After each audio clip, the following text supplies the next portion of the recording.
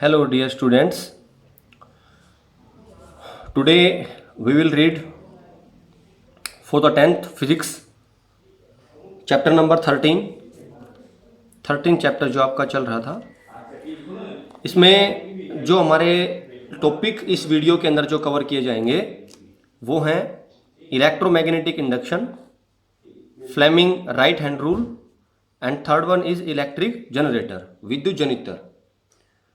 चलिए स्टार्ट करते हैं। What do you mean by the electromagnetic induction? First of all इस एक्सपेरिमेंट के बारे में हमें बताया किसने था? Michael Faraday.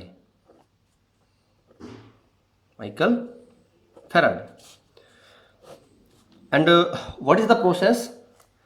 whenever there is a change in the magnetic flux through any surface, then an current is induced in the circuit and this process is known as the electromagnetic induction. Simple definition बिल्कुल।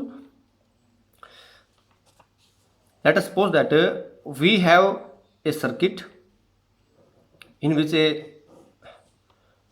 low voltage LED is connected and this is ammeter that is connected in series with the circuit and we have a magnet, bar magnet।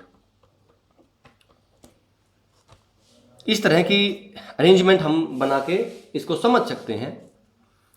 आपको मैंने बताया था कि किसी भी magnet की magnetic field की जो स्ट्रेंथ है वो किससे बताई जाती है?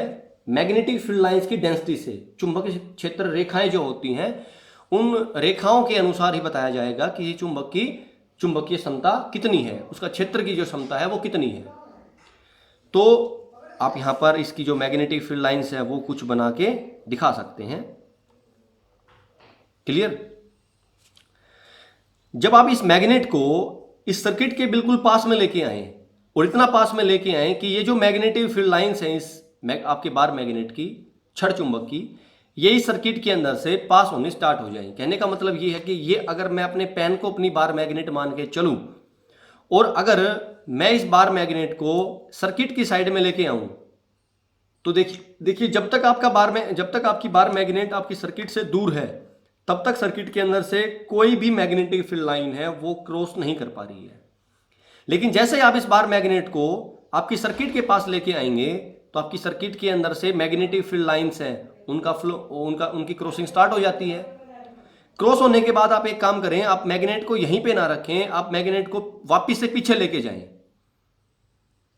एक बार फिर से क्या हुआ कि आपकी सर्किट के अंदर से जो मैग्नेटिक फील्ड लाइंस क्रॉस होना स्टार्ट हो रही थी अब वो बंद हो गई हैं। ये जो मैग्नेटिक फील्ड लाइंस के शुरू होने का क्रॉस होने के जो मैग्नेटिक फील्ड लाइंस क्रॉस होने लग रही हैं उनकी शुरुआत और उनका समापन हमें क्या बताता है कि इस सर्किट के अंदर से क्रॉस होने वाली मैग्नेटिक फील्ड लाइंस है वो चेंज होने लग रही है। मतलब एक टाइम ऐसा था कि जब इसके अंदर से कोई भी मैग्नेटिक फील्ड लाइन क्रॉस नहीं हो रही है। एक टाइम ऐसा आया जब maximum number of magnetic field line cross होने लग गई। जब आप बार मैग्नेट को इससे दूर लेके जाते हैं तो एक बार फिर से मैक्सिमम से मिनिमम पे आपकी मैग्नेटिक फील्ड लाइंस आ गई जो क्रॉस होने लग रही थी। और अगर इस प्रोसेस को हम लगातार चेंज करते रहें, मतलब बार मैग्नेट को इसके पास लेके आए, इससे दूर लेके जाएं, पास लेके आए, फिर दूर लेके जाएं, तो इसका मतलब क्या हुआ कि आप सर्किट के अंदर से जो मैग्नेटिक फील्ड लाइंस क्रॉस होने लग रही हैं आप उनकी नंबर वैल्यू को लगातार चेंज करने लग रहे हैं। और अगर आप ऐसा करेंगे तो आपकी सर्किट के अंदर एक करंट इंड्यूस हो जाता है और उस करंट को इंड्यूस्ड करंट कहा जाता है। इंड्यूस्ड करंट, और इसका नाम क्या होगा? हिंदी में बोलते हैं इसको प्रेरित धारा, प्रेरित विद्युत धारा। ओके? और आपकी ये जो प्रेरित विद्युत धारा है, इंड्यूस्ड करंट है, वो तब तक यहां पे अपना काम करता रहेगा तब तक प्रोड्यूस होता रहेगा तब तक आपकी मैग्नेटिक फील्ड लाइंस जो इस सर्किट को क्रॉस करने लग रही हैं जब तक वो बदलती रहेंगी। फैराडे ने जो अपने लॉ बनाए, Faraday first law and second law, उसके अंदर उसने यही बताया था, whenever there is a magnetic flux then an current is induced in the circuit and the current is known as the induced current and a EMF is also induced in the circuit that is known as the induced EMF। जब भी किसी विद्युत परिपथ के अंदर से गुजरने वाली चुंबकीय क्षेत्र रेखाओं की संख्या में लगातार परिवर्तन होता रहेगा तब तक उस परिपथ के अंदर एक विद्युत धारा प्रेरित होती रहेगी। उस प्रेरित विद्युत धारा को इंड्यूस्ड करंट इंग्लिश में आप कह सकते हैं, और प्रेरित विद्युत धारा आप उसको हिंदी में कह सकते हैं। अगली चीज जो हमारे सामने आती है वो है फ्लेमिंग राइट हैंड रूल। भाई फ्लेमिंग राइट हैंड रूल का यूज क्यों हुआ? फ्लेमिंग राइट हैंड रूल, इसका यूज क्यों हुआ? Fleming right hand rule is generally use to detect the direction of the induced current. जो करंट आपकी सर्किट के अंदर से, जिस करंट का आपकी सर्किट के अंदर से फ्लो हुआ है मैग्नेटिक फील्ड लाइंस के क्रॉस होने की वजह से, उस करंट की डायरेक्शन निकालने के लिए फ्लेमिंग राइट हैंड रूल का यूज किया गया। Fleming right hand thumb rule के बारे में हम पढ़ चुके हैं, फ्लेमिंग लेफ्ट हैंड रूल के बारे में पढ़ चुके हैं। अब हम पढ़ते हैं फ्लेमिंग राइट हैंड रूल के बारे में। आप राइट हैंड रूल के हिसाब से क्या करेंगे, अपने अंगूठे को, तर्जनी अंगुली को और मध्य अंगुली को इस तरह से फैलाएंगे कि ये तीनों एक दूसरे के साथ परपेंडिकुलर हों, म्यूचुअली परपेंडिकुलर। जैसे कि हमारे घर के कमरे का कोना होता है, किसी भी कमरे का जो कोना होता है उसमें आप देखेंगे लेंथ है, ब्रेड्थ है एंड हाइट है, और तीनों ही साइड आपस में एक दूसरे के साथ म्यूचुअली परपेंडिकुलर है। वैसे ही आपको राइट हैंड की जो आपकी फिंगर्स हैं और आपका थंब है, इसको स्ट्रेच करना है। क्लियर? डेफिनेशन लिखते टाइम में एक बात के बारे में याद रखें कि जिस चीज़ के बारे में हमें बताना है, मतलब जैसे कि फ्लेमिंग लेफ्ट हैंड रूल है वो फोर्स की डायरेक्शन निकालने के लिए यूज हुआ था, इसलिए जो फोर्स का जिक्र होगा डेफिनेशन में वो सबसे लास्ट में होगा। वैसे ही बात इसके अंदर है कि इस रूल का use, Fleming right hand rule का जो यूज है वो हम करंट की डायरेक्शन निकालने के लिए, मतलब इंड्यूस जो करंट है उसकी डायरेक्शन निकालने के लिए करते हैं, तो उस चीज का, करंट का जो जिक्र है वो सबसे लास्ट में आएगा। Clear? According to Fleming right hand rule, if first finger tells us about direction of magnetic field, जो आपकी मैग्नेटिक फील्ड जो आप एक्सटर्नल देने लग रहे हैं वो, thumb expresses about direction of motion of the conductor. First finger magnetic field, your thumb direction of motion of conductor. In that condition your middle finger tells us about direction of the induced current. Hindi में अगर definition की बात करें, अपने अंगुष्ठ को, अपनी तर्जनी उंगली और मध्य उंगली को परस्पर इस प्रकार से फैलाएं कि तीनों एक दूसरे के साथ लंबवत हों।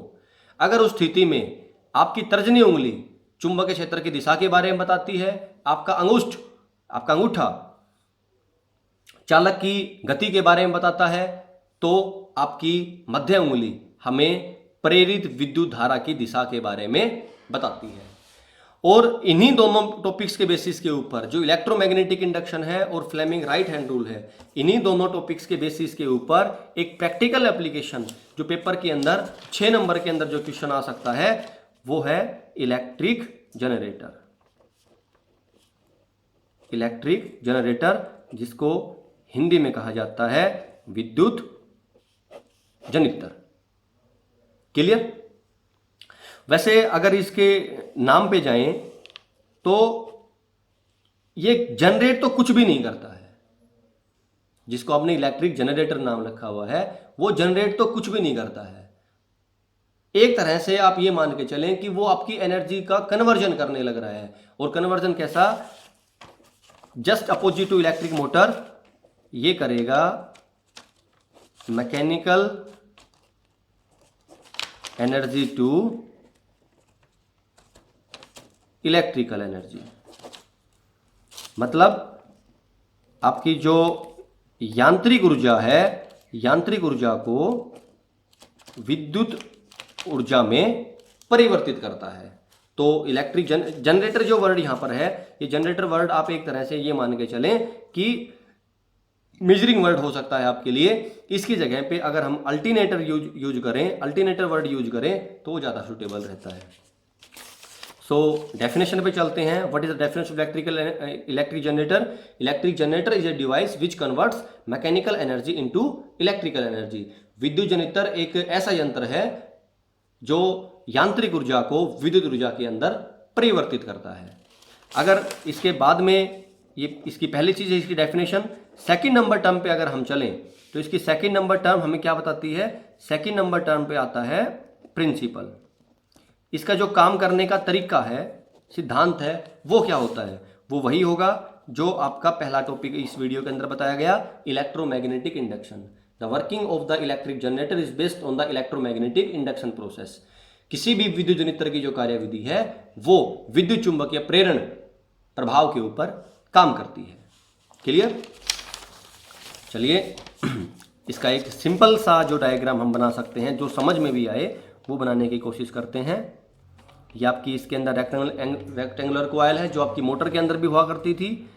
जो एक एंड है इसको हमने रिंग R1 से कनेक्ट कर दिया है, दूसरा एंड है उसको R2 से कनेक्ट कर दिया है। R1 के पास जो हमने ब्रूस लगाई है उसका नाम B1 रखा है, R2 के पास जो ब्रूस लगाई उसका नाम B2 रखा है। Is that clear? बस फर्क इसमें इतना आता है कि यहाँ पर जहाँ इलेक्ट्रिक मोटर में हम यहाँ बैटरी जोड़ते थे, बैटरी किसके लिए था?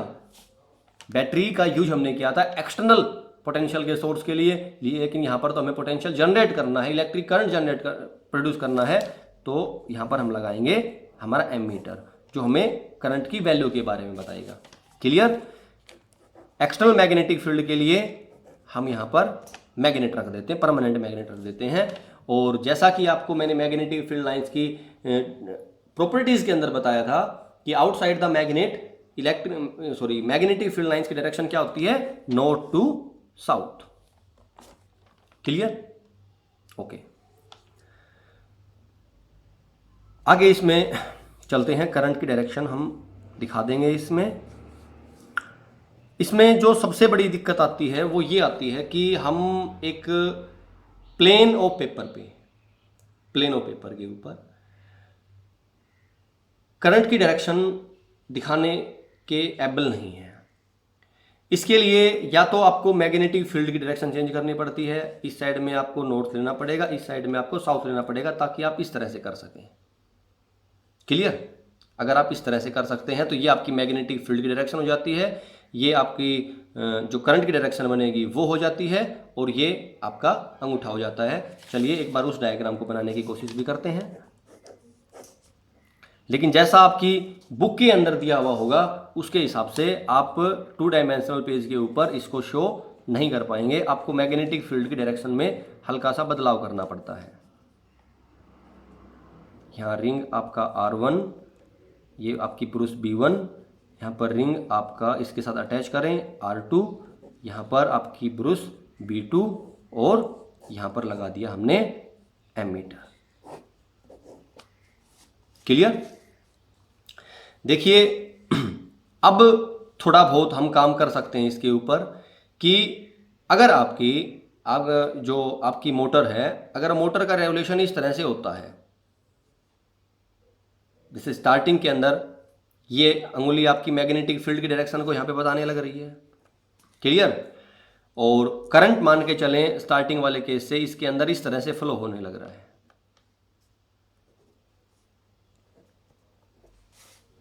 यहाँ पर एमीटर के साथ में आप अपना कोई इलेक्ट्रिकली डिवाइस भी जोड़ सकते हैं जिससे कि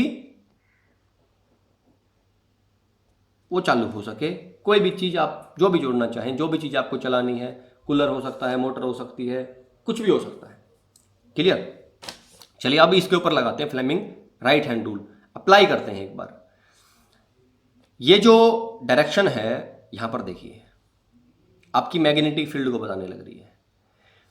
ये जो आपकी वैल्यू है, ये वाली, ये अंगूठा जो है आपकी मोशन ऑफ कंडक्टर को बताने लग रहा है, और आपकी जो मिडल फिंगर है वो आपकी करंट की डायरेक्शन को बताने लग रही है, लेकिन वो भी आप केवल इसके ऊपर अप्लाई कर सकते हैं। मतलब ये जो फ्लेमिंग राइट हैंड रूल है, अगर इसको सही तरीके से लगाना है तो आपको 3 डायमेंशनल पेज पे काम करना पड़ेगा, उससे पहले आप अच्छी तरीके से काम नहीं कर सकते हैं। ओके, इसकी कंस्ट्रक्शन के बारे में बात करें तो कंस्ट्रक्शन के अंदर जो आपकी बैटरी में कंस्ट्रक्शन हुआ करती थी उसमें से एक पार्ट आपको हटा देना है, बाकी के 4 यहां पर एज इट इज अवेलेबल हो जाएंगे। पहला क्या था? रेक्टेंगुलर कॉइल, आयताकार कुंडली। इसके अंदर आपको वही बातें लिखनी जो मोटर के अंदर लिखी थी। आयताकार कुंडली के अंदर तांबे के विद्युत अवरोधित जिनके ऊपर परत चढ़ी होती है उन तारों से लपेटे लगाए जाते हैं, बहुत ज्यादा लगाए जाते हैं, थोड़े भी नहीं। सेकंड नंबर पे आते हैं हम ring R1 and R2, Hindi में क्या बोलेंगे इनको, वल्ले R1 तथा R2। ये वल्ले कहाँ जुड़े होते हैं, आपकी आयताकार कुंडली के दोनों सिरों के ऊपर। और जब आपकी आयताकार कुंडली का घूर्णन करवाया जाता है किसी भी एक्सटर्नल सोर्स से, जैसे कि मान के चलें आपने देखा होगा कि ट्रैक्टर के पीछे का अल्टरनेटर जुड़ा होता है, तो ट्रैक्टर क्या है, ट्रैक्टर है वो आपका एक सोर्स है। किस चीज के लिए, वो इस चीज का सोर्स है कि जो आपकी रेक्टेंगुलर कॉइल अल्टरनेटर के अंदर है उसको किसी तरीके से घुमाया जाए। क्लियर। तो इसको किसी भी एक्सटर्नल सोर्स से एक्सल लगा के, एक्सटर्नल सोर्स आपका कोई इंजन हो सकता है छोटा, आपका ट्रैक्टर हो सकता है, आप उसकी हेल्प से इस आपकी रेक्टेंगुलर कॉइल है उसको रोटेट इसके एक्सिस के ऊपर करवा सकते हैं। और जैसे आपकी जो रेक्टेंगुलर कॉइल है अगर वो अपने एक्सिस के ऊपर रोटेट करती है तो उसके साथ में आपके रिंग R1 और R2 भी उसके साथ ही रोटेट करने लग जाते हैं उसकी एक्सिस के ऊपर। Third number is brushes B1 and B2, Bruce B1 तथा B2। ब्रूस B1 और B2 are stationary made up of carbon as like, जैसे आपको पहले बताया गया था पिछली वीडियो के अंदर, ग्रेफाइट से बनी हुई होती हैं। ठीक है, क्योंकि कार्बन का एक ऐसी फॉर्म है ये ग्रेफाइट जो अपने अंदर से करंट का फ्लो आसानी से करवा सकती है। Fourth one is permanent magnet. जो आपने मैग्नेट यहां पे रखे हुए हैं, यहां पे दोनों डायग्राम अलग अलग हैं, दोनों के अंदर आपने जो मैग्नेटिक फील्ड के लिए सोर्स दिखा रखा है वो है आपके परमानेंट मैग्नेट, स्थिर चुंबक, जो यहां पर हमें चुंबकीय क्षेत्र प्रोवाइड करवाते हैं। क्लियर। इसकी जो वर्किंग है, वर्किंग के अंदर हमें क्या लिखना पड़ेगा, तीन चीजें हम कवर कर चुके हैं, इसका प्रिंसिपल, इसका डायग्राम और इसकी कंस्ट्रक्शन। जो इसकी वर्किंग है, इसकी वर्किंग में क्या किया जाएगा, इसकी वर्किंग के अंदर आपको ज्यादा कुछ नहीं करना होता, सिर्फ जो आपकी प्रोसेस है इलेक्ट्रोमैग्नेटिक इंडक्शन, बस उसको एक्सप्लेन करना है किसी भी तरीके से। कैसे, when A rectangular coil that is connected to rings and are in permanent contact with the bruces is rotated in the external magnetic field, then number of magnetic field lines crossing through this coil is changing continuously। जब किसी आयताकार कुंडली को जो आपका बाहरी चुंबकीय क्षेत्र है उसके अंदर उसके अक्ष के ऊपर घुमाया जाता है, तब उस आयताकार कुंडली के अंदर से एक विद्युत धारा प्रवाहित होती है। और ये घुमाया किस तरह से जाएगा, कैसे इसका प्रोसेस होता है, एक बार वो ध्यान से समझने की कोशिश करें। जैसे मान के चलें, ये मैं मान के चलूं कि आपकी आयताकार कुंडली है, ठीक है। अगर ये आपकी आयताकार कुंडली चुंबकीय क्षेत्र के साथ लंबवत है, परपेंडिकुलर में है, तो इसके अंदर से कोई भी मैग्नेटिक फील्ड लाइन पास नहीं हो सकती। लेकिन अगर आपकी आयताकार कुंडली इस मैग्नेटिक फील्ड के साथ पैरेलल में है, तो इसके अंदर से पास होने वाली मैग्नेटिक फील्ड लाइंस की वैल्यू मैक्सिमम होगी। और जब आप इस चुंबकीय क्षेत्र के अंदर आपकी आयताकार कुंडली को लगातार रोटेट करवाते हैं तो एक समय ऐसा आता है कि आपकी आयताकार कुंडली चुंबकीय क्षेत्र के साथ लंबवत हो जाती है, और एक समय ऐसा भी आता है कि जब आपकी आयताकार कुंडली चुंबकीय क्षेत्र के साथ समानांतर हो जाती है, तो जिस समय वो लंबवत होगी उस समय उसके अंदर से गुजरने वाली चुंबकीय क्षेत्र रेखाओं की संख्या 0 हो जाएगी, और जिस समय आपकी आयताकार कुंडली चुंबकीय क्षेत्र के साथ समानांतर होती है उस समय उसके अंदर से गुजरने वाले चुंबकीय क्षेत्र रेखाओं की संख्या मैक्सिमम हो जाएगी, अधिकतम हो जाएगी। तो इस बात से हमें यह सीखने को मिला कि जब आप इस रेक्टेंगुलर कॉइल को, आयताकार कुंडली को इसके अक्ष के ऊपर घूर्णन करवाते हैं तो इसके अंदर से गुजरने वाली चुंबकीय क्षेत्र रेखाओं की संख्या में लगातार परिवर्तन होता है, और उसी की वजह से इस आयताकार कुंडली के अंदर से एक विद्युत धारा प्रवाहित होती है, और उस विद्युत धारा प्रवाहित हुई है उसकी दिशा का पता लगाने के लिए हम फ्लेमिंग के दक्षिण हस्त नियम का प्रयोग कर सकते हैं। एक तरह से आप ये मान के चलें कि जो आपने प्रोसेस समझी है इलेक्ट्रोमैग्नेटिक इंडक्शन, आपको वो प्रोसेस एक्सप्लेन करनी है, अच्छी तरह से एक्सपेंड करनी है आपके इलेक्ट्रिक जनरेटर की वर्किंग के अंदर, आपका टॉपिक सॉल्व हो जाता है। ज़्यादा इसमें कुछ खास नहीं है, सिर्फ इसकी कंस्ट्रक्शन के ऊपर ध्यान रखें, इसके डायग्राम के ऊपर ध्यान रखें, और वर्किंग के अंदर जब आप इसको एक्सप्लेन करने लगें तो हर स्टेप के बाद में जो भी स्टेप आपने किया है उसके बाद फ्लेमिंग राइट हैंड रूल का यूज करना ना भूलें, आपका टॉपिक सोल्व हो जाता है, आपके मार्क्स कटने के जो चांस हैं वो बिल्कुल कम हो जाते हैं। आई होप कि आपको ये चीज़ें समझ में आई होंगी और आपको इलेक्ट्रिक जनरेटर का जो कंसेप्ट है वो समझ में आया होगा। अगर इससे रिलेटेड आपको बुक में पढ़ने के बाद अगर कोई दिक्कत आती है तो आप वीडियो पे कमेंट भी कर सकते हैं, या फिर आपकी जो स्कूल की एप्लीकेशन है उसके ऊपर अपने असाइनमेंट के थ्रू अपनी प्रॉब्लम भेज सकते हैं। नेक्स्ट वीडियो में उसको सोल्व कर दिया जाएगा। Thank you.